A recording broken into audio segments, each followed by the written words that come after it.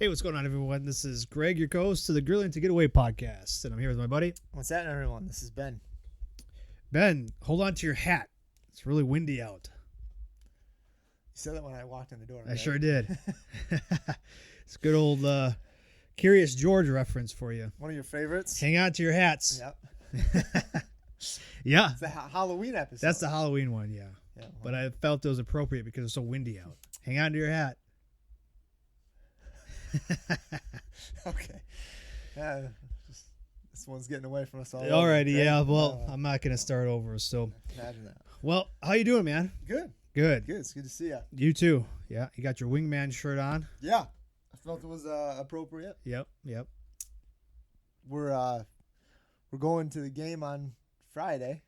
The baseball game. Baseball game. Cubs Brewers. Yep. Go Brewers. Milwaukee, Chicago. And so we'll be out there. Yep. Tailgating. Yeah, for sure. We got to put together a menu. I know. We'll have our two youngest boys with us. Yeah. They're good friends, so probably won't eat it all and just be running around the whole time. Well, that's okay. Yeah. Tire them out. Even better. See you later. Yeah, no, it'll be a good time getting out there Friday at the baseball game. And, yeah, we'll see. We'll have to decide what we're gonna cook up. That's why I wore the wingman shirt, man. You want some wings? I did wings last week. Yeah, we could. I don't know. We got a lot of options. A lot of options. So I'll tell you. Maybe some sausage. Sausage, too. Yeah, I've been on a sausage kick. I've been researching. I got a sausage grinder and a maker. So I'm going to be making my own sausage here. It's going to be a journey and a process, and I'll share that as we go along. Can't wait, man. You test it out for everybody else. I will. Yeah. And, so I've been reading a lot, been researching a lot. Looks pretty easy, so we'll see how I can mess it up. That's first mistake right there. Yeah. Yeah, but I got a good, cool book I bought. Homemade Sausage by Chris Carter and James Peisker. So I'm reading that one. Got some good recipes I'm going to try out in there. But I think this week will be my trial run. So I'll haven't done it yet, so I'll make sure to share as we go along, and you know maybe we'll do a podcast on it next time. I like that. Yep. Let's make some for the game. I'm gonna try. Maybe I'll try. Do some bratwurst, some traditional ones. But thanks to everybody that's listening. Again, like our Grilling to Get Away podcast here. We just share what we're cooking in the backyard. Sometimes we'll have some guests on, like we had our best friend Steve Reichlin on, world renowned cook and griller and barbecuer. We've had some of our friends on that have started businesses. So if you go back in the episodes, like if you're interested in, starting your own barbecue business or catering business, pop-up business, go check out episode with Chad a while back last year, or Jimmy. Check out those episodes. But we just appreciate y'all sharing and listening to the podcast. And we really try and tailor it to the backyard barbecuer. So anybody that's maybe starting out, just wanting to learn the ropes, we hope to give you some recipes and tips. And then also, we try advanced stuff too that we try out first, and then we'll share with you all. So, you can learn from our mistakes. It's advanced for us. Advanced for us, correct, yeah. And then we're giving away stuff all year. So this year we're want to give back to the people who listen and subscribe to our newsletter over there at burnpitbbq.com. So we got a winner for this week, Ben. David Peterson from Sauk Rapids, Minnesota. Congratulations, David. Congrats, David. And what are we giving away this month? It's still June, right? Yeah, June. Still June? Yeah, so the rib pack. Rib package. Our sweet heat. Sweet heat. Rub. Our sweet honey sauce. Paired well together. And a pair of grilling gloves. Can't go wrong. Can't. That's all you really need. Rub your ribs down with some of that sweet heat. It's got a nice little spice to it, but nothing that's going to overwhelm you. And then our sweet honey sauce to go on top or on the side. I like my sauce on the side, so dip it in there once the ribs are done. And then you got a pair of grilling gloves, that you can use to handle hot stuff. Yeah. See, and I think that's kind of what's fun, Greg, with you and I cooking together, man. Like I love saucing up my ribs, but like it depends. Like I go through those ebbs and flows and stuff. Like especially with the sweet honey, it's not super thick, so you Right. can get just those nice Nice thin layer. Yeah, just to add like that little bit of sweetness and like a little bit of flavor to it, but you're not just gonna taste barbecue sauce. Right. You know, it's some it's of like it's just different. Like you see it yeah. sometimes just like lathered globbed on. on. It's just like, You know, some of the more popular, you know, sauces out there that we know of that you can buy for, you know, $1.99 at your local grocery store because it's just filled with junk. That sugar just, and it burns globs and, on there yeah. and just like sits on the top. Like it's not appealing, at Like least not to gelatin, me, you know. But yeah, I mean, so you like it a little glaze on the top. Man, I like my sauce on the side. Yeah. You know, I like a good dry rib. Mm-hmm. And We you know. yeah, you know. Okay. So congrats, David. We'll send that out to you. I got your address here. I got to mail that out to you here. But again, if you want to be included in these giveaways that we're doing each week, sign up for our weekly newsletter over at burnpitbbq.com, you know, where we send out recipes, tips, events that we're doing, deals. Like for Father's Day, we had a 15% off. Sometimes we do like free shipping from time to time, but we appreciate you all heading over there, checking it out, telling your friends about it. So that way we can, you know, continue to grow the business, and we can only do that with you guys' help. Well, Ben, speaking of wings, man, like I did some wings over the weekend. Did them again, like second time around. Did I tell you about it last time? I don't think I did. I just did them. Yeah, I thought you did. I thought you did wings and Corn. That's right. Yeah, I did talk about it. My bad. That's okay. Maybe it's because we had leftovers, so it was Did leftovers? I How did many like wings one did or you get? two. Yeah, so we got like the big family pack. Heck Man. yeah. Yeah. So, but Did you separate them? no, man, I actually kept them together. I like that. Yeah. I usually separate them, you know, at the joints, Mhm. and What made you keep them together this time around? the ease of not having to cut them, you know. Yeah. So I kept them together, but otherwise, I'll usually just cut them at the joints there. You know, did you cut that little like dew claw? I didn't. You kept the dew claw on too? I had kept the tip on, the wing tip. Oh, that's hilarious. Yeah. I was like pretend that I'm like biting it off. Oh, with yeah? the kids. Like, Oh yeah, raw. Yeah. Yeah. Oh my god. Oh, savage. Yeah, They love it. yeah. No wonder you're always sick. Here we go. Building the immune system. Yeah, Greg. right. Yeah. No, but I let the boys pick again because they picked the wings and the corn last time, and then I said, hey, you know, got some stuff going on. I want you guys to decide dinner. Go down to the freezer and pick something out. I come home and they got the Porterhouse steaks. Delicious. Yeah, of course. Yeah. That we got from our cow. So yeah, man, it was. They dip in anything? What's that? They're dipping like ketchup? No. No, I A1 said get sauce. out of here. No way. You get No hot way. dogs next yeah, time. right. So we did that, and what else did we do with that? Yeah, we just did some Brussels sprouts with it. Did you do those on the grill? No, these I just did in the on the stovetop. Gotcha. Yeah, steamed them and then put a little butter in the dish and then a little ground pounder garlic seasoning. But I'll tell you what, for the steaks, man. So I did the dry brine again. So we pulled them out and it was early enough where I had like a good 6-7 hours before I was going to throw them on the grill.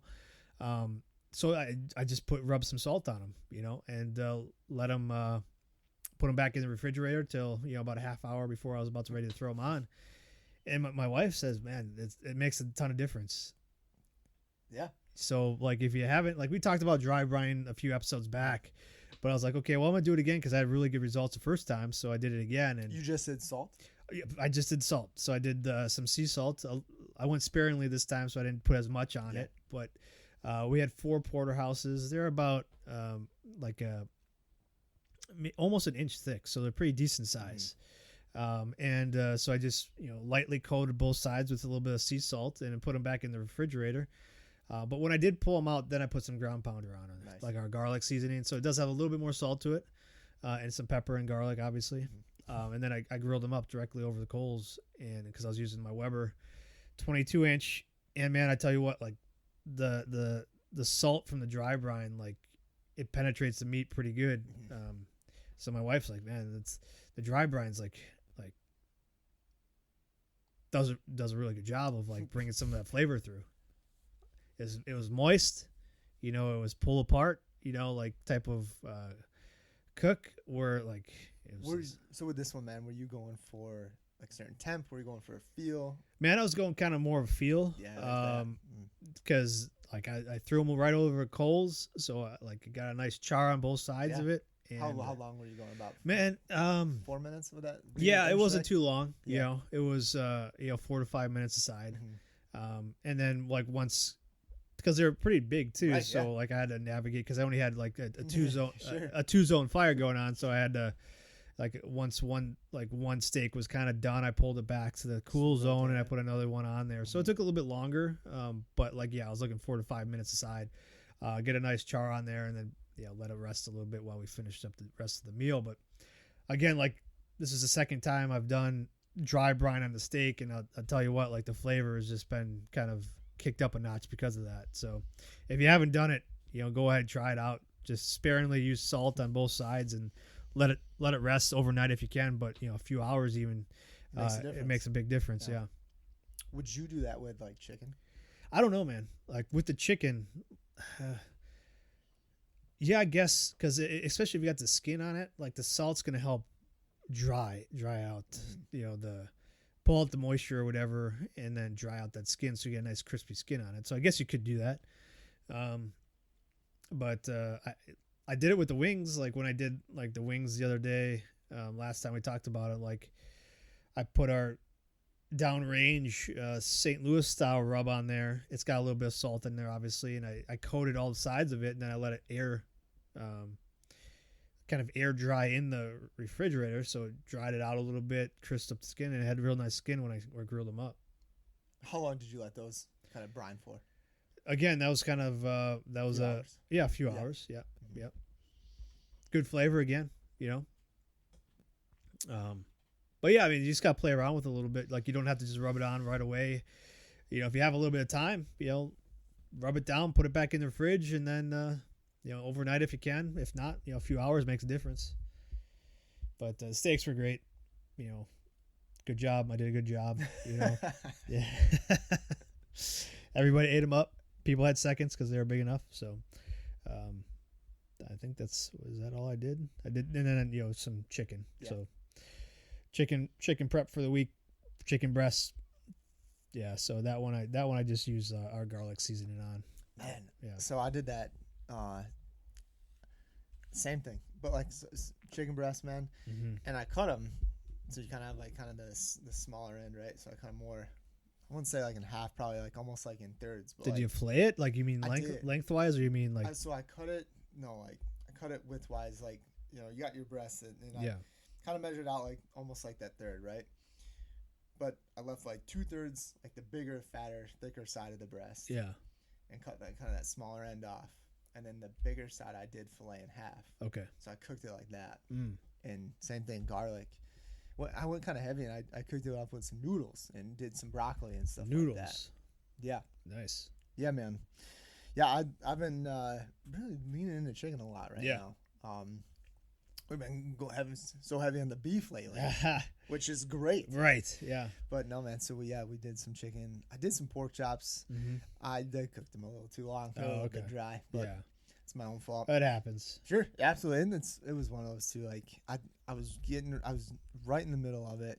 I got pulled away. Like something happened inside. Was it on the grill or were you? Yeah, I had it on the grill, and I did something spilled. There's something happened, and I had to go inside, clean something up, and then I came back out. I was like, God dang it, dang it, happened again. Yep, you did it again, you idiot. Can't do anything right. Nope, but it was okay. They were fine.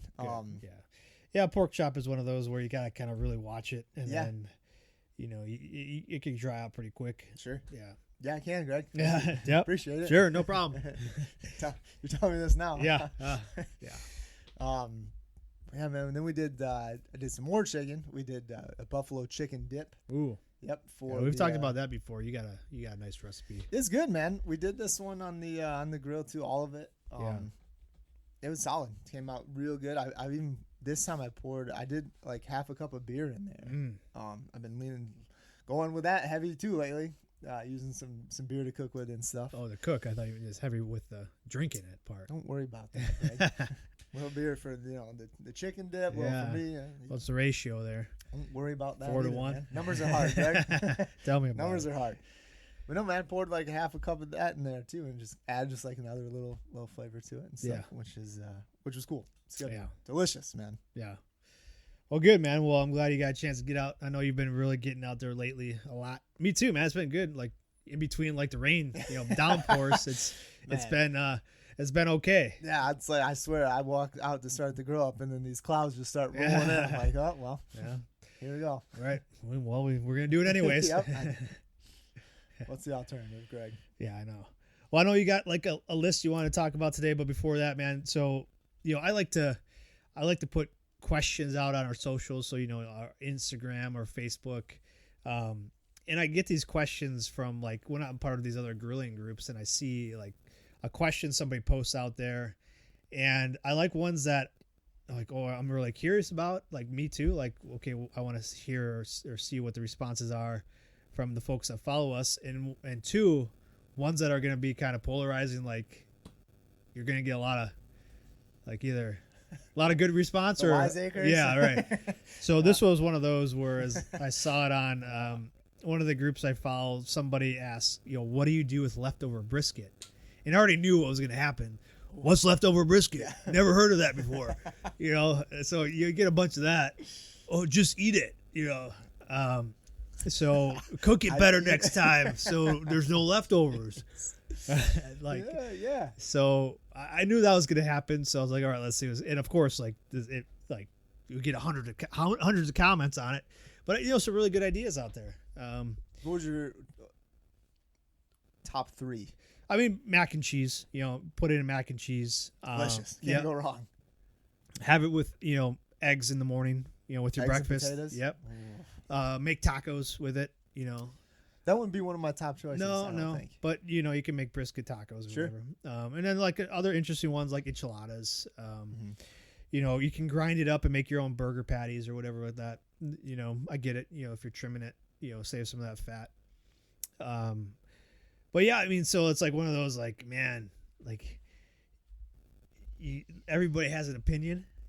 Like you either want to be helpful or you want to be a smart ass, and there's no in between, man. So it's, and then you get a couple of those like, why don't you just Google it, or, do you really need to ask, and I was like, and my response to those is like, I always respond to those ones because like, those are the ones where like, okay, maybe you don't know what we're doing here. Like I post these questions because people are afraid to post these questions because of wise ass, like this. Yeah. This, like this comments exactly like that. Why. Yeah. And that's why we started really our group a while back, because everywhere you went, like all these other groups, like if you posted like a simple question, blasted. you just get blasted. Like, just Google it, or why do you need to do this? Just type it into Google.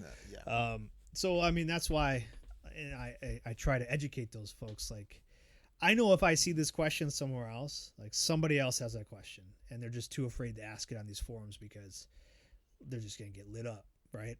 And so we take that on, we'll wear that, So, sometimes it makes us look like we don't know what we're doing because we're asking these simple questions. But like our whole point of doing that is so we can help people. And like, my response to that was, people have these questions and sometimes we want to see and get ideas from the suggestions of people like that.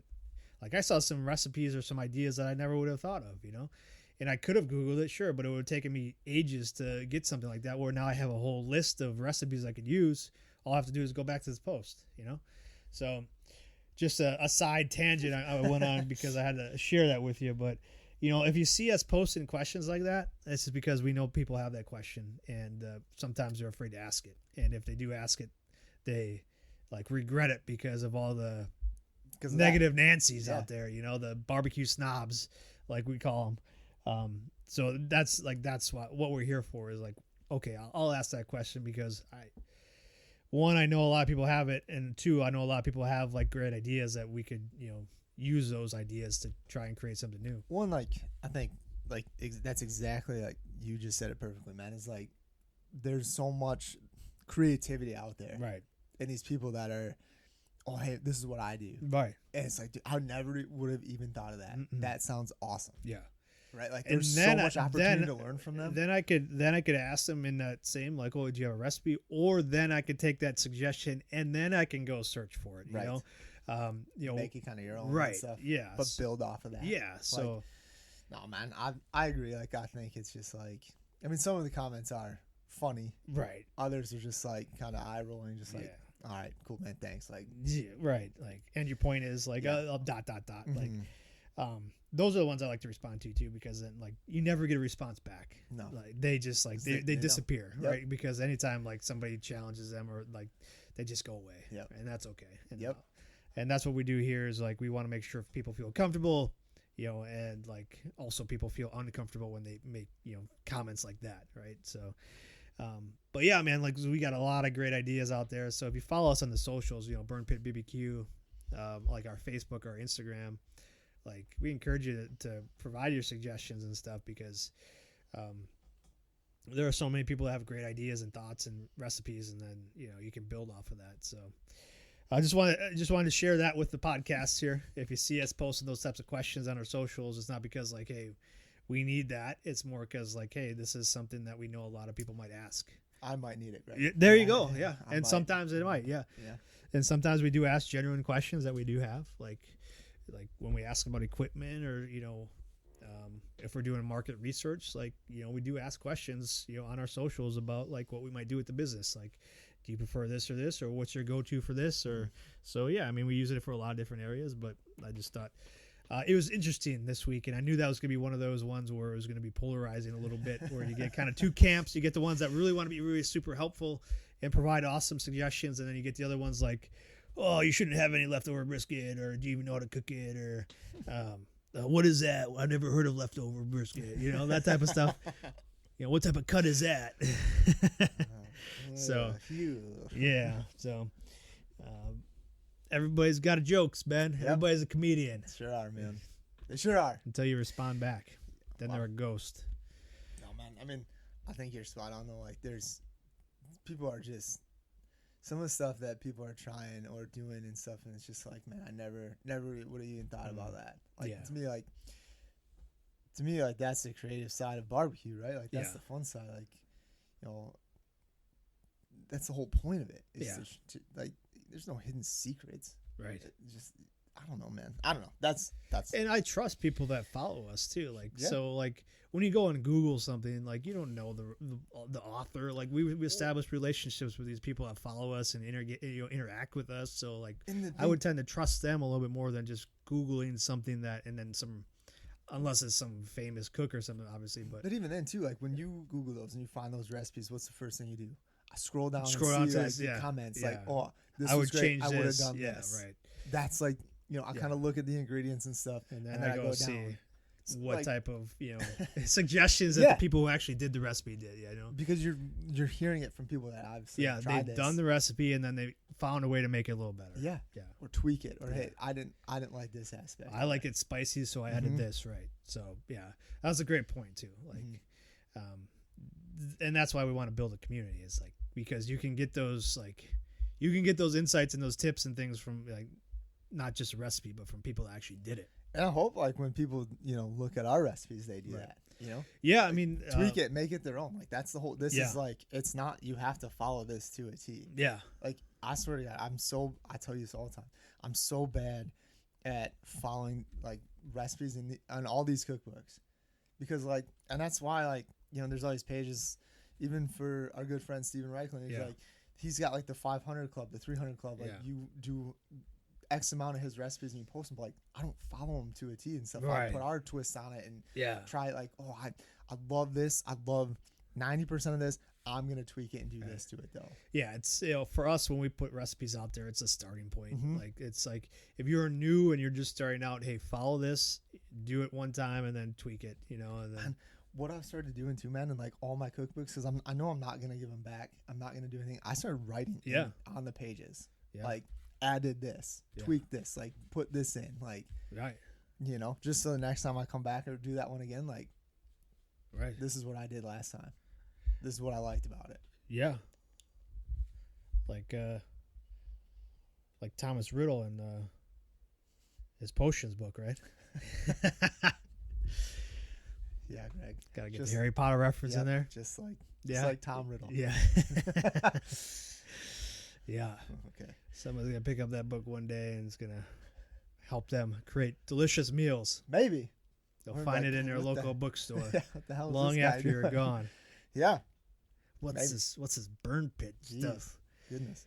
Well, I just want to share that with you, Ben, because I thought that was interesting, and we'll continue to do that. Like I like to find questions and put them out there for our people to engage with us on, and provide feedback. So. And we want to personally thank the ones that obviously do provide suggestions, Great suggestions, and tips and tricks and stuff. Yep. I mean, Mm-hmm. that's again, like you said, that's why we ask, right? Right. So for those that do provide some insight, thank you so much. Yeah.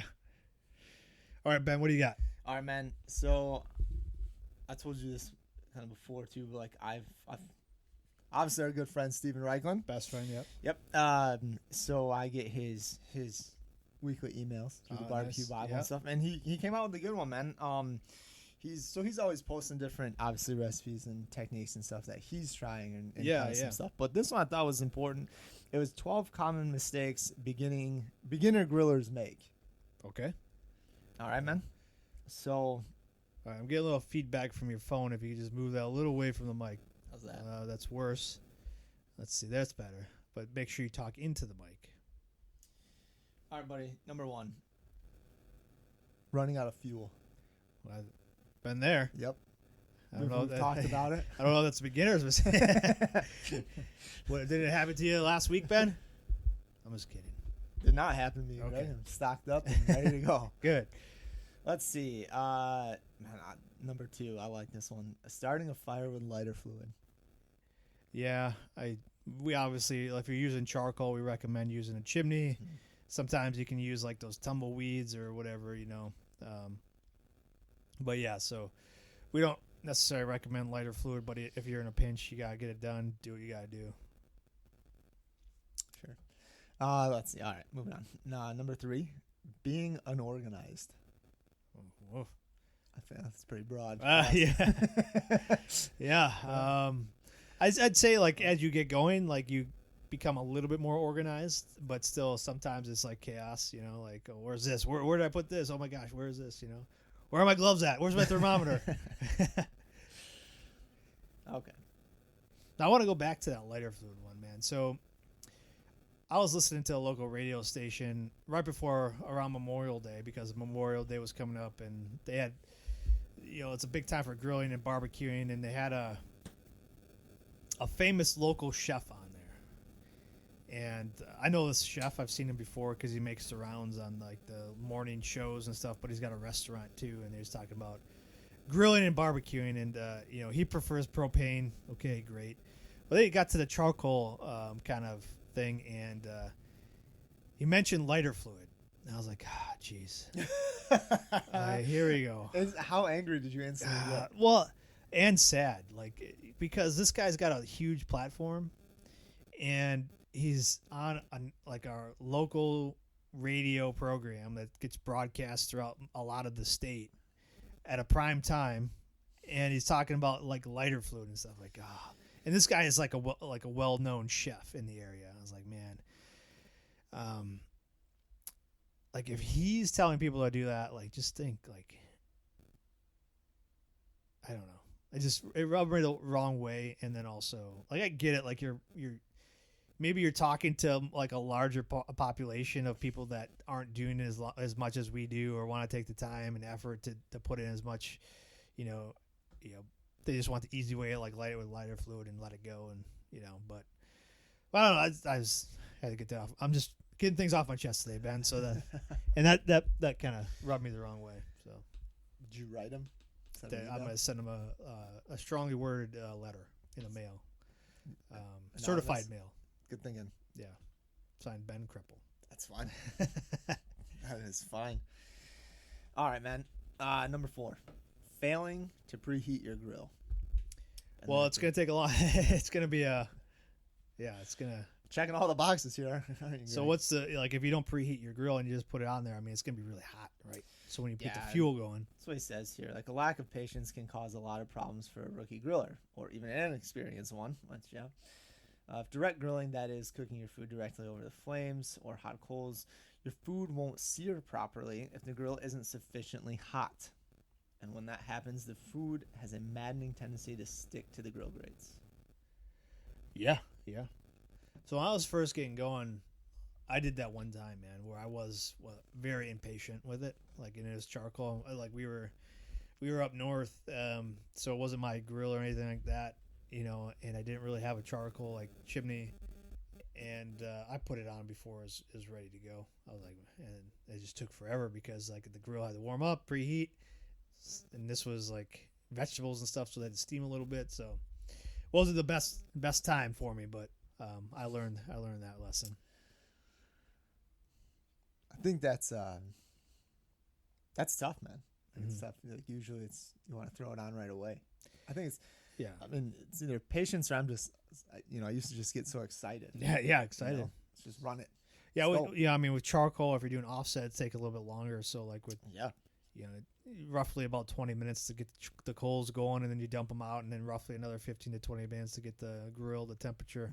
So yeah, I mean, it's a good process if you're doing it with charcoal, or if you're doing an offset. It takes a little bit of time to get that thing up to temp. Obviously, if you're doing it with like a pellet grill or like a propane, it's a little bit quicker. Man, I think that's one thing too that I think that we hear a lot of people switching from charcoal grills is that, what do they say the most, man? I don't have the time. Yeah. I don't have the time. I don't have the time to babysit it. I don't have the time to get it going, get it started, wait for it. Like, yeah, I know. Like, it's literally that impatience that. Right. Like, I know if I'm grilling or something, like I've got a good hour before my grill's gonna be ready. Yep.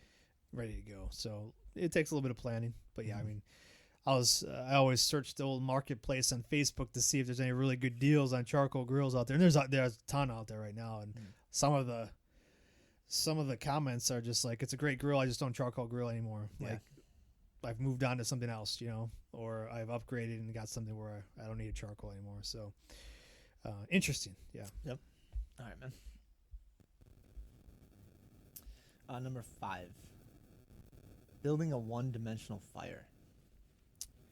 Yeah, you definitely want to have cool spots so you can move some of those pieces of food or meat away from the heat if you need to. So one-dimensional meaning like it's one even heat across the entire grate. So like if a charcoal, you want to have like a 2 or 3 zone fire. Same with, if you want to do it on propane or whatever, you want to turn one of the burners off while the other 2 or 3 are on. What's kind of, man, do you feel like when you're grilling and stuff, like you're kind of typically almost using like the same side? I try to rotate it, actually. Yeah, I try to rotate it a little bit. But almost like as you like even rotate it around though, like is it still kind of like that same, like I've got them tucked here? Yeah, I mean, like, so you got like really 2 sides where I dump my coals. I don't like to dump them near like the handles. So then like the opposite sides of it. So yeah, but yeah, I mean, sometimes I rotate it around just to give the other side a little bit of love, Sure.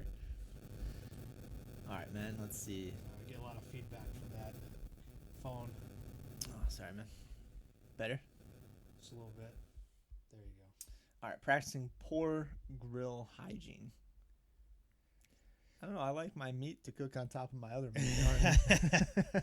So I will say, when I was doing my chicken after I got done with my steaks, I didn't really clean off the grates. I just put my chicken on top of the steak. This chicken's gonna taste like a little beef. Heck yeah, heck yeah. It was. I did some salsa not too long ago. Like I think what? You talked about that. Yeah, my daughter said like, the salsa. Next time we do salsa, can you make it not taste like meat? Nope. Meat. Yeah. So, I mean, obviously, I think they're talking about cleaning the grill grates in between. Yeah. Usually, I'll clean them off before I start a new one. I clean them at the end of the cook, and then like before I start the new one, I'll clean them off again.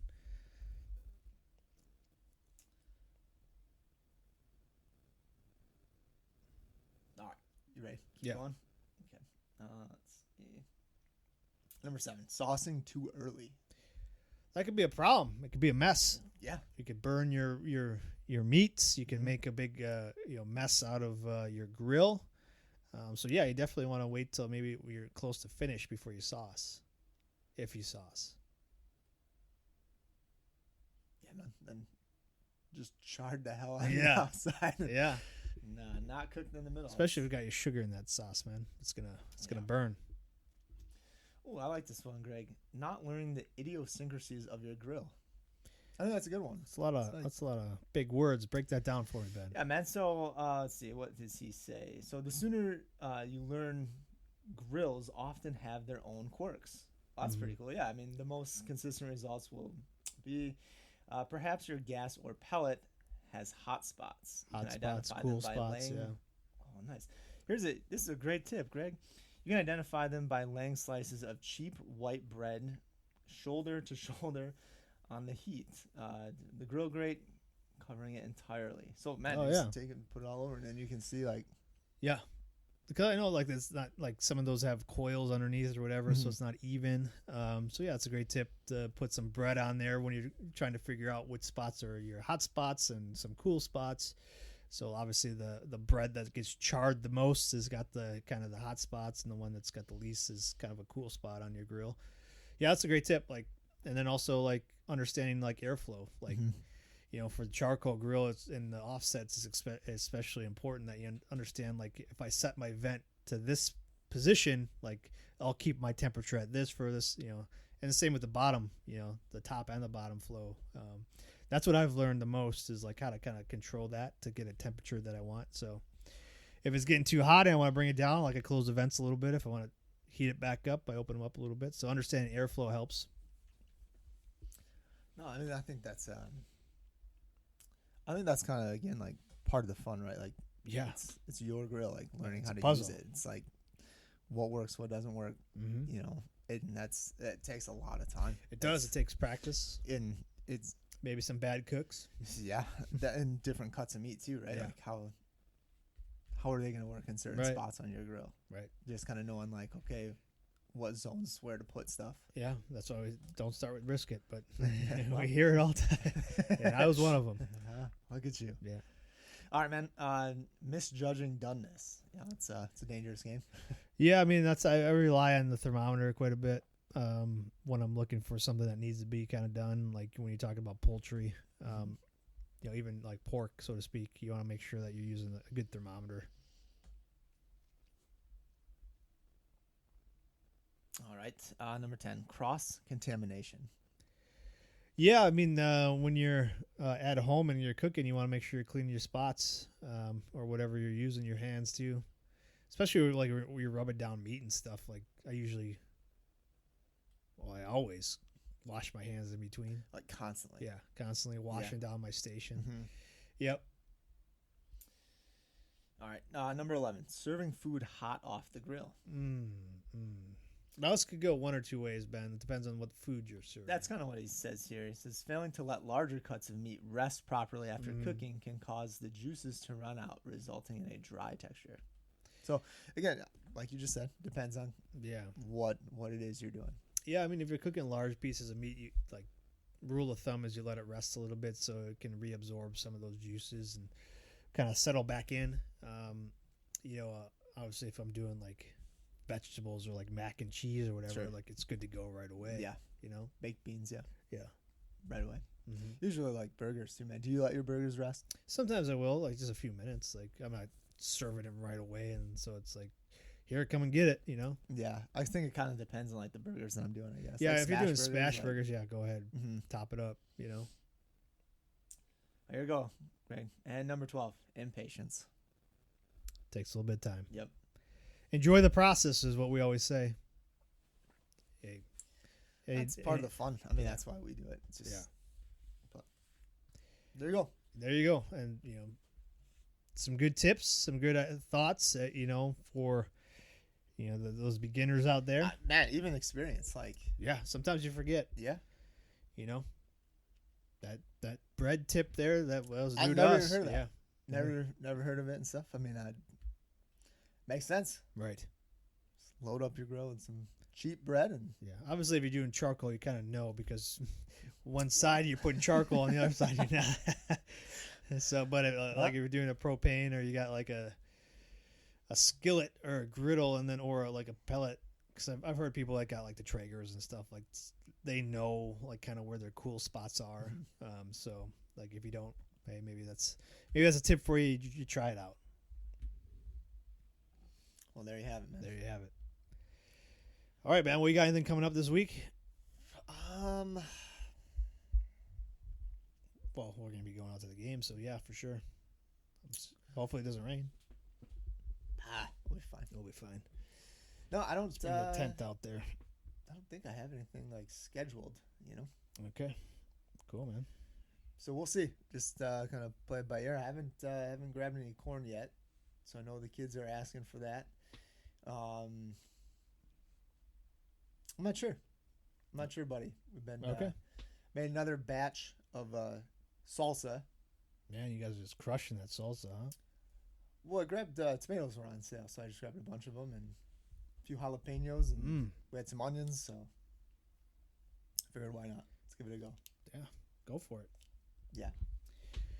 Yeah, man. So I'll be making some sausage. I think after this podcast today, after I get some stuff sorted out, like I'm gonna go and peruse the meat sections at some local markets and see what's going on. Well, learning a lot, Ben. I'm looking forward to sharing it. So we're excited to learn through you. Good. Okay.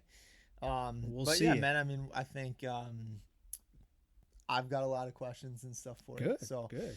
Everything from like how you decided which kind of sausage grinder to get and stuff. How you picked like your coatings, stuff like that, or the casings. And what made you choose like the cuts of meats that you did. So as you kind of go through this, man, please kind of think about that kind of stuff. And I will. We're excited to hear about it. Mm-hmm. It's definitely a learning curve for me. Stepping out of the comfort zone to get into making some sausage. The game's on Friday, buddy. So it's Tuesday today. So when we're recording this, and I gotta, it takes a little bit of time, man. It's like you gotta, like what I'm reading. It's not just like a 1 day process. You know what I mean? It's like, I need you to have it down by then, okay? Well, you're gonna be disappointed again, like you always are. I'll bring mustard. Way to set yourself up for success. Bring mustard. Lots of mustard. Yeah. You can't go wrong. Chopped onions. Yeah. Slather it up. And So I'm gonna start with the first recipe in this book I got. Some breakfast sausage, and then after that I'm gonna try just traditional either kielbasa, so we can bring that and cook it up, or just like a bratwurst. So sounds delicious, man. I'm excited. Yeah, I'm looking forward to it. I was telling Becky, man, I can't wait to make some sausage. Yeah, man, it's like a new toy, isn't it? It is. The things that we find pleasure in, right? Yeah, it's do it for the business. Yeah, well, that's what I tell my wife. Twist my arm for it. Gotta make some sausage. Do you need that? Yeah, it's for the business. Yeah. And I got got some good chunks of beef in there. I might do some different types of patties. So there's some burgers. So I'm gonna be playing with this grinder. Sounds great, man. Oh God, I'm looking forward to it. Absolutely. Yeah. All right, man. Well, I hope you get a chance to get out and grill sometime this week. And thanks all for everybody listening and sharing and, engaging with us on our social medias. If you got questions, feel free to ask us. We're not afraid to put them out there. No. And Sunday we'll be out. Oh, yeah. We're going to be in West Allis, Wisconsin. Beautiful. At the West Allis Makers Market from 12 p.m. to 4 p.m. Yeah, so if you're out and about and it's coming hopefully not raining. No, it looks like it's going to be a beautiful day. Come on out. Yeah, we'll be out there. We'll have all of our products out there, slinging some flavor. Maybe we'll talk sausage with you, I'm going to, maybe hopefully be done with a few batches by then. And if you got questions, I'll, try and do the best to answer them for you. I'll have a lot of questions. Right. Man. Otherwise, we're getting, gearing up, Ben. We got about another week before we really get into heavy, where we're going to be back to back all the way through pretty much Christmas with events and stuff. So get your flavor on now. And come on out, say hi. We really appreciate everybody that does come out to the events that we're. Yeah, and like you said, too, we got 4th of July coming up, buddy. So yeah, 4th of July, big time for grilling and barbecuing out there, And it's prime grilling season right now, man. Absolutely. Yeah. It's a great time. It is. Sure is. Yeah, I want to thank everybody for listening.